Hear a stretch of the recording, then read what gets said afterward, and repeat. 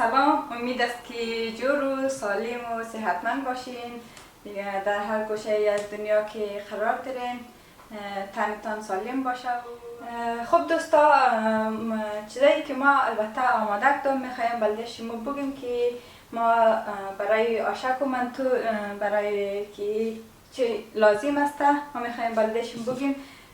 قدم اول که است ما نیم کیلو قیمه گرفتم برای منتو. البته فرق آشک و منتویه که آشک است با سبزی که البته ما پالک پیدا نتونستم امرای لیک است.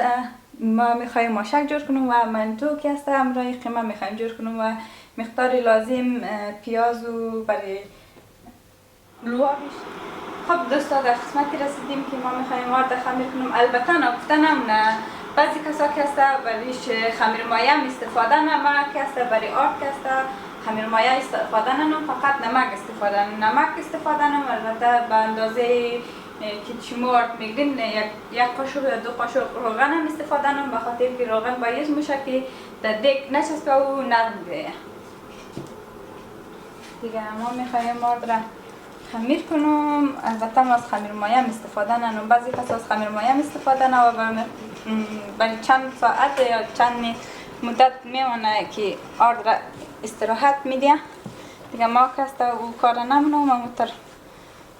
البته این آرد خودش چی داشت؟ خمیر مایه داشت. از او آردایی که سلف گفته مردم سلف رایزینگ نه، یعنی خود به خود چی مونه؟ رایس مونه چی رقم میگه؟ خمیر میشه. خب آره فکر کنم بعضی آردا داره ولی من متوجه نشدم به خاطر که نخواندم. باید آرد که میخرین از بازار بعضی وقتا ما همیشه آرد از لیدل میخرم که واقعا وارچی دیگه ما از آرد راضی هستم. امی آوی که تو استفاده کردی آو گرم بود یا آو یخ؟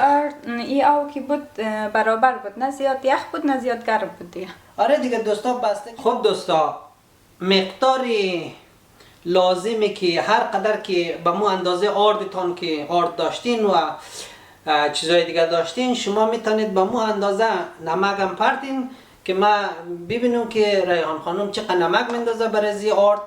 دیگه اون موادهای لازمه که لازم است برای شما ما بگوییم که چی دقیق از اینا پرتین تا همو آشکتان یا منتویتان خوشمزه بیاد. دیگه ریحان خانم چقدر نمک لازم است پرتو؟ دوستا البته نظر با آرچی ما که است 1.5 گلاس آرد گرفتم به خاطر که میخوایم رنگ سبز جور کنم.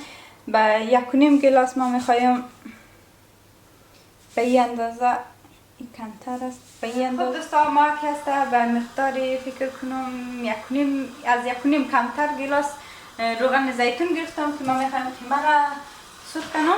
دیگه ما دیگ را روشن کردم میخوایم روغن بندازم. دیگه وقتی که انداختیم منتظر کم که روغن گرم کنه.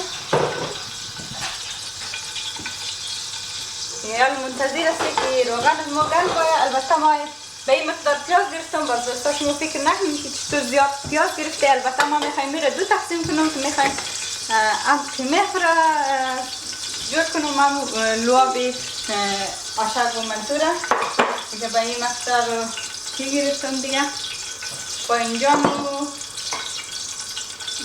مساله که ضرورت است البته خود گوینتون شد بهتر بفهمید. ما خودم که است نمک و رنگی دیگ و البته ما خودم که است رنگی دیگ میرم یک چند رقم است، البته 4-5 رقم میرم باز کار راحت تر نم. البته کلگیش یک دفعه میکس منم و وقتی که دیگ کردم و مقدر که ضرورت داشتم از که استفاده نم.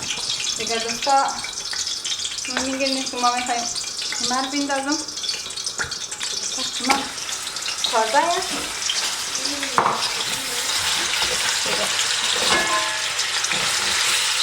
خب دوستا به مقدار یک دسته نمیشه است، یک دسته کمتر ما گفتم که پالک گرفتم اینا رو پاک ستره شستم. دیگه ما میخوایم داخل میکسر بندازم و یه میکسر کنم. بعد از اینکه میکسر کردم و میخوایم آرد را خمیر کنم. دیگه شما ببینیم که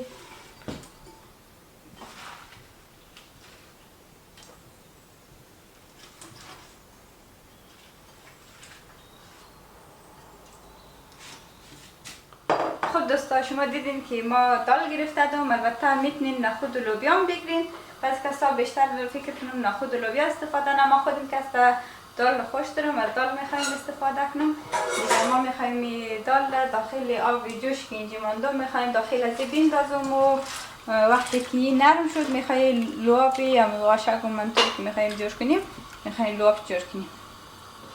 خب دوستا شما دیدین که ما فلق میکسر کردم و نرم کردم. مثل فکر کنین بجای آب دیگه استفاده نی و آردی که اول ما او خمیر کردم دومیش است دیگه ما میخوایم خمیر کنم.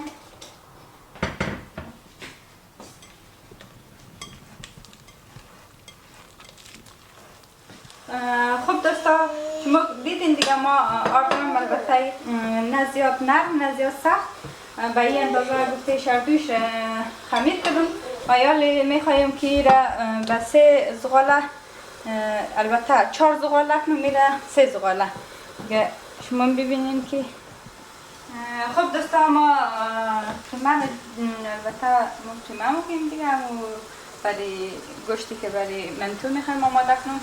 ما این مقدار ما میخوایم نمک بندازم و البته ما این را زیادتر گرفتم میخوایم نسبت کنم که ما از لوابش جور کنم و لواب آشک و منتو البته. یعنی میگیم خب دوستا شما دیدین که ما قیمه انداختم در روغن یم خود نرم کده و چی کده ما میخوایم به مقدار نسبت که پیاز چی کدم میخوایم به سر ازی بندازم که بیشتر قد پیاز نرم شونه وقتی.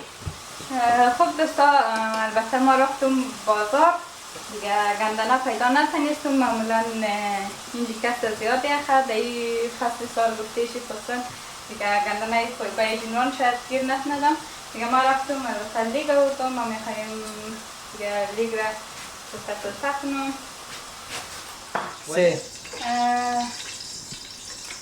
رسیدیم در قسمتی که البته دال مزیدم زیاد خوب نرم شده دیگه ما روغنش انداختم. یا میخوایم پیازش بندازم. روغن میبینیم دوستا خیلی گرم آمده دیگه پیاز را ما انداختم. البته میخوایم لواب جور کنیم. خب دوستا حالا نوبت پیاز ما سرخ شد که میبینین دیگه پیاز سرخ شده. حال ما بادنجان رو میندازیم که البته دوستا ما روب استفاده نمیکنیم هیچ وقت در خانه با خاطر که روب ایتا احساس میکنیم میگیم چیزی که جور شده دیگه. ولی بادنجان ما همیشه میخریم بادنجان تازه میاریم در خانه همیشه جای روب بادنجان تازه استفاده میکنیم دیگه. حالی به مقدار لازم همون رنگ دیگ و نمک و مرج سیاه ای که داشتیم این را میندازیم علاوه میکنیم در چیز ازی که دیگه موادهای لازمی که هسته خلاص شوه و دیگه این را شور میتیم که کلگیش مخلوط شوه دیگه باز آماده چی شوه دیگه. خب دوستا شما میبینید که لوابی که ما میخواستی که دال بندازی دال نرم شده. ما میخوایی را بندازی و برای آشک و منتو آماده شونه. ما در مرحله رسیده که میخوایی آشپز را بگیری و آرد را به یک قسم نازک کنی به خاطر به چی شده دیگه ما آماده کنی و آرد را زیاد دبل نمیدیم. کم گفتش به اندازه این قدر که زیاد نه دبل باشه زیاد نه نازک باشم و این آرد را جور منیم دیگه چیز البته ما نداشتم. امرای آسانترین چیز سرپوش چاینک چای جوش یا چاینک دیگه میخوایی به این اندازه یک قسم جور کنی و پر کنی به مو قسم دیگه آردرم همون رقم نازک کردم و ایران به مو شکل دیگه. البته لوابشم قمیشم امرای سبزیشم که آماده شده دیگه کلگیش را به میرزخم. خب دوستا ما این طریقه پر کردنش هم برای شما نشان میدیم که میبینین که ما اینجا اینا را با این اندازه بریدیم دیگه چون قالب ما همین اندازه است، ما همین کلای چایبر را گرفته بودیم امروز از امو خوب دانش تیز است، خوب سعی مبره دیگه. اینا هم قالب ریحان خانم نشان میده که قالب از قالب چه رقم استفاده کنین دیگه. البته یه قالب را فکر کنم از آمازون اوردر داده نه؟ این را ما فکر کنیم دقیق یادم نموند، دفعه 4 سال پیش تقریبا ما آمادم دیگه این را اوردر دادیم، باز گرفتیم. این به این شکل قرار میدی، باز هر اندازه گفته که شما مثلا منتو خوش داشتین، آشه خوش داشتین دیگه میتونین شما با مو اندازه بگیرین، شما کم و زیاد مثلا پر کنین دیگه. این را به این شکل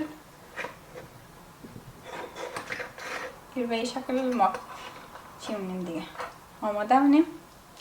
آره دوستای قالب خیلی راحت است، همونجا آرد میمانین، اما اندازه مقدار کافی را چیش موادش داخلش میندازیم، باز یعنی رقم پیچیق میکنی که خودش دیگه لازم نیست قد ناخناخ پیچیق کده برین، این خودش همون قالب اندازه قالب دیگه قالب میزنه که میبینین نه یعنی رقم آماده شده نه، یعنی قدتی امروز قالب بسیار راحت. خب دوستا میبینید که دیگ مانتو و آشک جوش خورده رایسته که بسیار دیگه همینطور تفت زیاد بالا میشه، خدا خیر پیش کنه که دیگه زودتر آماده شود که من گوشنه شدم. نه دال پاکستانی اینجا آماده است دیگه، تقریبا آماده میشه، منتظر هستیم که پخته شود و بخوریم میشه. خب دوستا همین قسم که میبینید آشک و منتوی ما آماده شده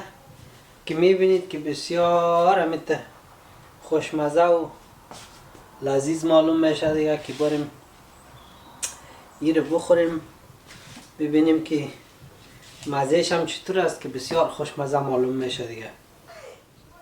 خب دوستا این مانتی ما و آشک ما آماده شد که دیگه سر دسترخوان آورده میشه دیگه. در وقت عدسم شروع شد دیگه، ببینیم که بخوریم که مزهش چطور است و بسیار خوشمزه معلوم میشه دیگه. دیگه هم شما مگه خواستین از این چیزا پخته کنید، ما چیزایش براتون یاد دادیم دیگه. تشکر دیگه، برین اگه گوش نشدین شما میتونین پخته کنید و بخورین. تشکر.